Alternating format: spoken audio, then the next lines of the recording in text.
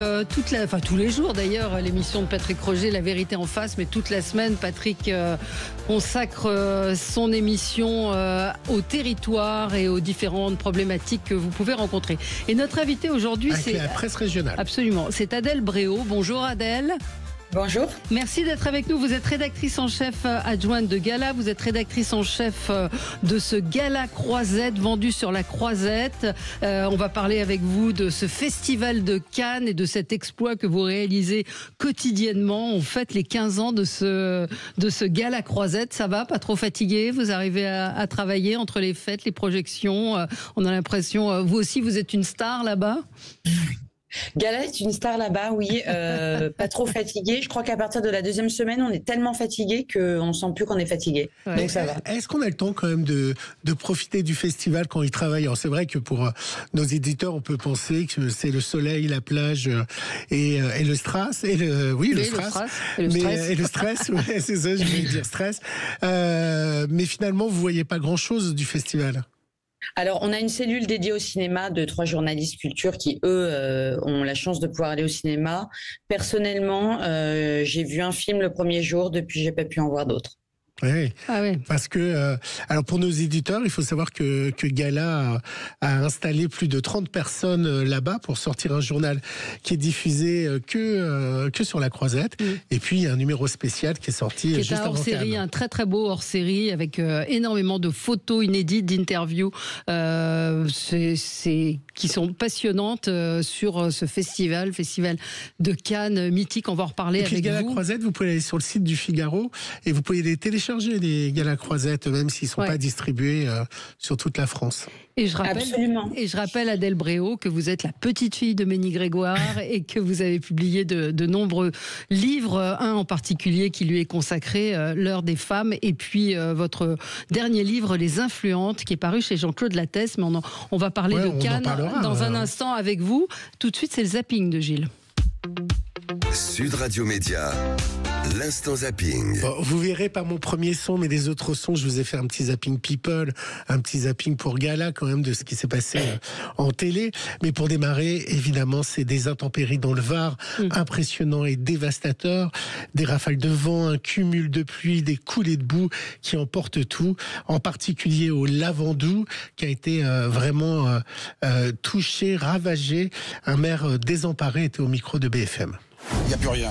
Les routes, les ponts, les dalles, vous le voyez derrière moi. Il n'y a plus d'électricité, il n'y a plus d'eau potable, il n'y a plus de station d'épuration.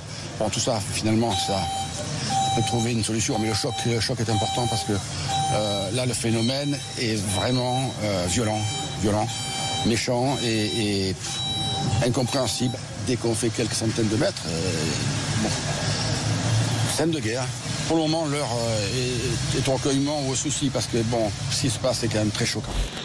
Évidemment, à Sud Radio, on est concernés et on pense à toutes les personnes dans le Var qui ont été atteintes. Terribles images. Allez, j'ouvre ma page People désormais pour ce zapping en votre hommage par rapport à la rédactrice en chef de Gala. 2 mois après sa sortie, Intérieur Nuit, le livre de Nicolas Demorand. Je ne sais pas si vous avez consacré un article à Nicolas Demorand et à son livre dans Gala. Mais en tout cas, ça a été un succès de librairie. Plus de 80 000 exemplaires, Valérie. Et les équipes de Bonjour sur TF1 l'ont suivi lors d'une séance de dédicace parce que maintenant, il fait le tour de la France à Bordeaux. Le tour de la France, voilà, point. Et il était à Bordeaux. Et vous allez voir qu'il ne peut plus écrire. Alors, il a trouvé une astuce. Aujourd'hui, c'est une rockstar quand vous arrivez quelque part. Rockstar de la bipolarité. Voilà. Il en fallait une. Dans le public plutôt féminin, beaucoup de personnes directement concernées par la bipolarité. Moi, le livre, j'ai déjà lu 2 fois. Je suis venue parce que je suis concernée en tant que mère et en tant que sœur. Écrire ce livre a permis à la honte de se dissiper. Comment ça va, vous? Je vous ai pas déçu en disant ce qui m'arrivait? Sincèrement. Oh là là, ce Nico, là, c'est pas possible d'écrire comme ça. Il s'énerve contre lui-même parce qu'avec son stylo, il n'arrive pas à écrire Nico. Je peux pas écrire, effectivement, parce que l'un des effets secondaires du lithium que je prends, c'est de faire trembler. Qu'avant, j'essayais de tenir mes mains. Maintenant, je tremble. Alors, il a trouvé une astuce, il a des tampons. Et donc, il a des phrases prévues par des tampons. et il met un tampon. Ah oui, j'avais pas compris. Il n'arrive plus à écrire, c'est-à-dire à tenir son stylo. Oui, il n'arrive plus à tenir son stylo. Donc il met des tampons. Il a un tampon cœur, il a un tampon, il a différentes cœurs de couleurs et il a des tampons avec des phrases qu'il met. Et il n'a plus qu'à signer, en fait, parce qu'avec le lithium, en effet, sa main tremble. Bon, c'est pas très paillette. Hein. Non, c'est pas très paillette. Non, mais vous faites des personnages comme ça, Del, non? Dans Gala. Oui, bien sûr. Dans Gala, on a consacré un gros dossier à la santé mentale et on a parlé notamment de Nicolas Demorand. Bien sûr. Non, mais gros succès, effectivement. Et les gens qui... Moi, je ne l'ai pas encore lu, mais les gens qui ont lu son livre disent que c'est extrêmement puissant et intéressant sur son parcours. Hier, dans le 20h, il y avait Jodie Foster qui était sur la Croisette. Elle était dans le 20h de France 2. Et vous allez voir le journaliste, j'ai un trou sur le nom du journaliste, j'ai dit c'est un espace. C'est celui qui est dans Télématin, Julien Arnaud, voilà, qui a tenté de l'interroger sur Donald Trump. Il a fait chou blanc. Le retour de Donald Trump à la présidence américaine, on sait que vous vous êtes beaucoup opposé à lui. Est-ce que ça vous donne pas des envies de travailler davantage plutôt ici en France ? Ah non, la politique, j'en parle pas. C'est pour les gens qui étudient ce genre de choses. Mais c'est vrai que j'ai beaucoup, ça m'a vraiment ému de revenir en France, de retravailler en français, de faire des longues répliques en français en plus. C'était un grand challenge, un grand défi. Et j'ai hâte de le refaire. Et puis aussi, travailler avec Rebecca, c'était fantastique. Voilà, c'est compliqué. Elle a esquivé la question sur Donald Trump. C'est devenu compliqué d'interviewer les stars américaines. Pardon, excusez-moi. Oui, vous étiez c'est devenu compliqué. Non, alors on me demande souvent, je pense que les questions qu'on nous pose le plus quand on revient de Cannes, c'est qui est sympa, qui est pas sympa. Honnêtement, les Américains, ils savent faire le métier de star. C'est-à-dire que, au contraire, s'ils ont une interview, ils sont là pour ça. Ils répondent aux questions. Voilà, c'est souvent très cadré, mais ils répondent volontiers, le temps imparti, et c'est, je dirais, même plus facile de travailler avec les Américains qu'avec les Français. Et il y a des Français ou des stars américaines qui vous ont planté? Non, pas cette année. Alors, ça nous est arrivé, mais pas encore cette année. Je touche du bois. Alors, qui est sympa? Qui est sympa et qui est pas sympa? Parce que des stars, vous en avez vu passer là depuis une dizaine de jours. Un numéro par jour, un numéro de Gala Croisette avec des interviews, des reportages. Alors, vous avez rencontré qui? C'est qui votre chouchou de ce festival de Cannes? On a été très étonnés par Nicole Kidman qui s'avérait être adorable, alors qu'on pensait que ce serait compliqué. En plus, on l'a photographiée pendant la grande soirée Kering Women in Motion. Donc, il y avait vraiment tout le parterre du cinéma, une foule pas possible. Elle nous avait pas vus sur le shooting. J'ai dû aller la chercher. Elle était charmante. Elle a choisi la photo sur place. Ça a été d'une simplicité folle. Robert Pattinson, une apparition, un gentleman qui dit bonjour à tout le monde. Enfin voilà, on dit ça, ça a l'air normal, mais ça n'est pas toujours le cas. Non, tout le monde a été charmant. On a fait Scarlett Johansson hier soir. La couverture passe tout à l'heure. François Civil, toujours adorable, qu'on fait tous les ans. Raphaël Quenard. Enfin, cette année, c'était vraiment. Il y avait un casting hollywoodien énorme. Ouais. Et la star des stars sur la Croisette, c'était Tom Cruise qui dimanche était invité sur le plateau de Laurent Delahousse. Je savais qu'on vous recevait aujourd'hui, donc j'ai gardé le son jusqu'à aujourd'hui. Et face à Laurent Delahousse, il était là pour Mission Impossible, il s'est interrogé, Laurent Delahousse, sur tous les cascades que fait l'acteur. Oh là là, fais attention à toi, Tom, quand même. Qu'est-ce qui vous motive pour aller défier la mort parfois? C'est extrêmement dangereux à chaque fois. Alors, pour moi, je défie pas la mort, en fait. Depuis que je suis tout petit, je me souviens, je sortais de la fenêtre au deuxième étage pour regarder les étoiles. Oui, c'est votre maman qui effectivement avait les voisins qui parfois l'appelaient pour lui dire « Tu sais où est Tom? Il est sur le toit. » Oui, c'est vrai. Ou je grimpais dans les arbres. Je trouve des histoires, en fait, et ma curiosité de la vie, c'est ça, je suis très curieux de la vie. J'ai toujours été comme ça. Pour moi, c'est pas défier la mort. Ça ne veut pas dire que je n'ai pas peur. J'ai peur, mais ça ne me dérange pas d'avoir peur. Ça ne me dérange pas de relever le défi et d'essayer de comprendre les choses. Alors Tom Cruise, on l'a vu sur C'est à vous. Enfin, on l'a vu partout Tom Cruise. Est-ce que finalement, ils racontent pas toujours la même chose et ils ont un discours rodé et finalement tout le monde fait la même interview?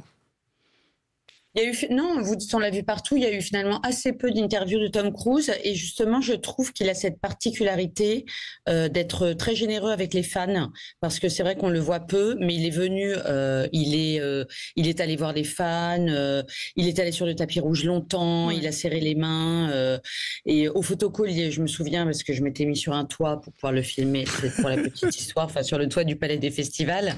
Et il est resté très longtemps avec les photographes, il a fait exactement ce qu'il voulait, ils lui ont fait une hola. Donc non, je dirais qu'on le voit peu, mais qu'à chaque fois, il est très généreux.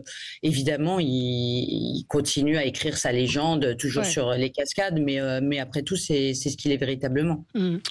Et pour finir, Marianne James, c'est également sur le tapis rouge de Culture Box, sur France 5, enfin non, sur France 4. Elle en a profité pour faire un extrait de son spectacle, Tout est dans la voix. Vous allez voir, c'est rigolo, et c'est mon extrait musical. Elle a montré comment la voix a évolué depuis l'Australopithèque. Comment, en 4 millions d'années, on a pu vocalement passer du ah, ah, ah, ah, à wa, at, po, o, the, at, the, o, ufro, o, ombilo, o, ast, me, incroyable. Et donc elle est en spectacle. Qui s'appelle, son spectacle s'appelle Tout est dans la voix. Bon, c'était le résumé de ce qui s'est passé à la télé hier, hier et puis dans les jours précédents. Et dans un instant, on se retrouve avec vous, Adèle Bréau, rédactrice en chef adjointe de Gala, et chaque jour un Gala Croisette vendu sur la Croisette, disponible. Non, pas vendu, offert, absolument. Gilles, vous avez écrit vendu. Offert sur la Croisette. Effectivement, il est à disposition. Vous tirez à combien ce numéro? On tire à 15 000 exemplaires dans la nuit et c'est distribué dans tous les hauts lieux du festival, palace, en chambre, sur les plages et dans les lieux éphémères. Et il en reste plus le soir? Ça dépend, mais il y en a certains qui partent très vite. Le Robert Pattinson, par exemple, est parti très très vite. Et lequel est resté en rade? Non, les premiers numéros, les gens ne sont pas encore tous arrivés sur la Croisette, donc ils partent moins vite. C'est tiré à combien d'exemplaires? 15 000 exemplaires. 15 000. Allez, on se retrouve avec vous dans un instant pour parler du Festival de Cannes et de Gala. À tout de suite. Le 10h midi, Sud Radio Média, Valérie Expert, Gilles Gansman. Détails sur carrefour.fr. Sud Radio Média, l'invité du jour. L'invité du jour, c'est Adèle Bréau. Vous êtes rédactrice en chef adjointe de Gala. Vous êtes rédactrice en chef de ce Gala Croisette. Vous êtes à Cannes avec nous. Vous publiez tous les jours un numéro spécial, un numéro unique. C'est toujours unique, mais un numéro consacré à ce qui se passe sur la Croisette. Depuis 15 ans. Oui, c'est le 15e anniversaire. 30 personnes. Comment vous organisez? C'est quoi le boulot de la rédactrice en chef de Gala Croisette? Alors, on est 36 personnes, pour être exact. Le matin, on arrive, on lance le numéro, on regarde quels sont les photocalls du jour, les montées des marches du soir. Le plus gros du travail, le plus gros stress en tout cas, c'est les couvertures, parce que depuis 2 ans, nous n'avons pas une couverture, mais 2 couvertures tous les jours, qui sont shootées avant les montées des marches, donc la plupart du temps, entre 17h et 18h. Ouais. Dans évidemment toujours 2 hôtels différents à la même heure, sinon ce serait trop simple. Et puis ensuite valider ces photos. Pourquoi 2 couvertures? 2 couvertures parce que on commence à être devenu une référence sur la Croisette. On a de plus en plus de célébrités et de propositions et c'est vrai que quand on vous propose Robert Pattinson par exemple, Scarlett Johansson et qu'on a déjà une couverture de prévue, on n'a pas envie de dire non. Cette année, on s'est même posé la question certains jours d'en faire 3. Parce que même si c'est du travail supplémentaire, vous le disiez, c'est des numéros exclusifs dans le sens où c'est des numéros qui restent, c'est du papier glacé magnifique, c'est quasi des table books, je dirais. D'ailleurs, ils sont pour certains sur le Bon Coin et on a tellement envie d'avoir ce souvenir qu'on le fait aussi. Et puis on avance tous ensemble. Le service culture fait ses interviews de son côté sur les photocalls au Palais des Festivals. Le service plus glamour avance sur les covers et sur les red carpets du soir. Il y a évidemment toute une partie lifestyle où on rend compte de toute la vie de la Croisette, les restaurants, les événements, les soirées évidemment. Et tout ça fait que on boucle le soir dans les meilleur des cas, comme hier soir, à minuit, et puis ça peut aller jusqu'à 2h, 2h30 maximum, et puis on reprend chaque jour. Qui est à la une aujourd'hui de votre gala Croisette? Aujourd'hui, on a 2 très belles couvertures avec Leila Bekti et Scarlett Johansson. Pas mal. Toutes 2 en blanc, c'est très beau. Et c'est compliqué de faire valider les photos ou pas? Ça dépend. Quand ça l'est pas, on est hyper étonné. Évidemment, c'est quand même pas rien d'être en couverture d'un magazine. On a envie d'être à son mieux. Et c'est vrai qu'on a des délais extrêmement restreints. Les shootings se font, je dirais en moyenne en 3 minutes. Ça nous est arrivé de le faire en 14 secondes. Donc évidemment, on n'a pas envie de se retrouver le lendemain matin parce que c'est distribué dans sa chambre d'hôtel et de recevoir un magazine avec sa tête en gros et ne pas aimer la photo. Mais on est très fiers de nos couvertures cette année. 14 secondes, c'est-à-dire 14 secondes, c'était l'année Jennifer Connelly. Tom Cruise, pour reparler de lui, l'attendait en bas. C'était pour Top Gun. Et on en avait tout préparé, notre fond et tout. Elle est partie par l'autre côté parce qu'il attendait par une sortie de secours. On a couru. On l'a retourné. Clic. Je pense qu'on avait 10 photos. Et elle est partie. Et on avait une seule cover à l'époque, justement. Donc il a fallu la monter. Elle est très bien, mais voilà, on a eu un petit coup de stress. Alors évidemment, le numéro est en français et en anglais. Parce qu'il faut savoir, peut-être nos auditeurs ne le savent pas, mais que Cannes est l'événement le plus médiatisé après les Jeux Olympiques. On ne se rend pas compte que c'est un événement mondial, en fait, Cannes. Oui, c'est quand même. Ce qui est incroyable, c'est que cette ville de Cannes, voilà, pas une petite ville française, le maire va pas être content, mais voilà, une ville française à l'image du monde, devient l'épicentre du glamour et du cinéma pendant 15 jours. Et c'est vrai qu'on parle beaucoup des paillettes et des projecteurs qui sont portés sur les montées des marches, les vêtements, les bijoux, mais de toute l'industrie derrière et de tout ce que ça peut permettre à des petits films, notamment, de gagner en visibilité, d'avoir des relations, de trouver des financements pour monter ces films.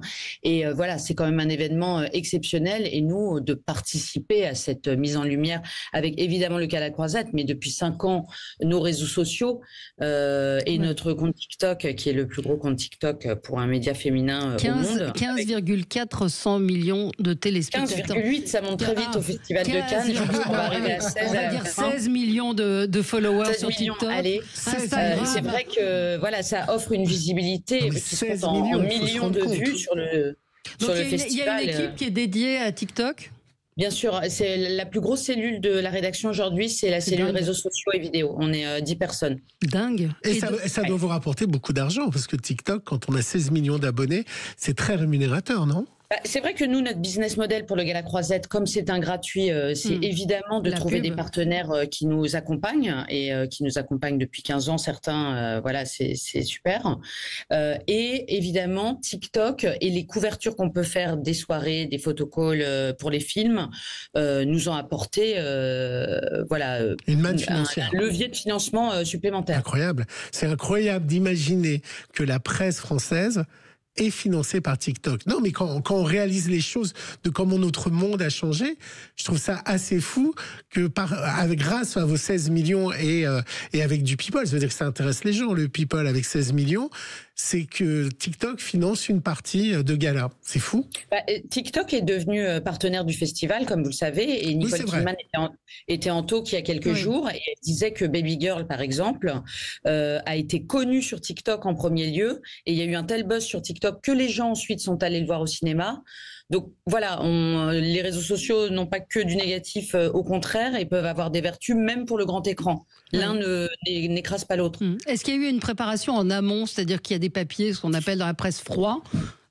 Oui, je vous vois sourire. Attention, vous avez affaire à une professionnelle. Non, mais est-ce qu'il y a quand même, vraiment, on s'intéresse aux coulisses de ce Gala Croisette, est-ce qu'il y a eu un travail en amont de des papiers déjà prêts? Oui. On a 96 pages, on a 96 pages par jour. Pour nos 15 ans, on a mis en place des chroniques régulières. Tous les jours, on a une page avec des photos iconiques qu'on a prises.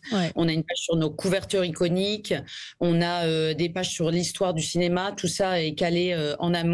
On a des pages de brand, comme on appelle ça, justement, qui sont des pages pour nos partenaires, qu'on fait rentrer en amont parce qu'on n'aurait pas la bande passante, comme on dit, pour le faire sur place. Ouais. Alors, on est dans un monde un peu compliqué.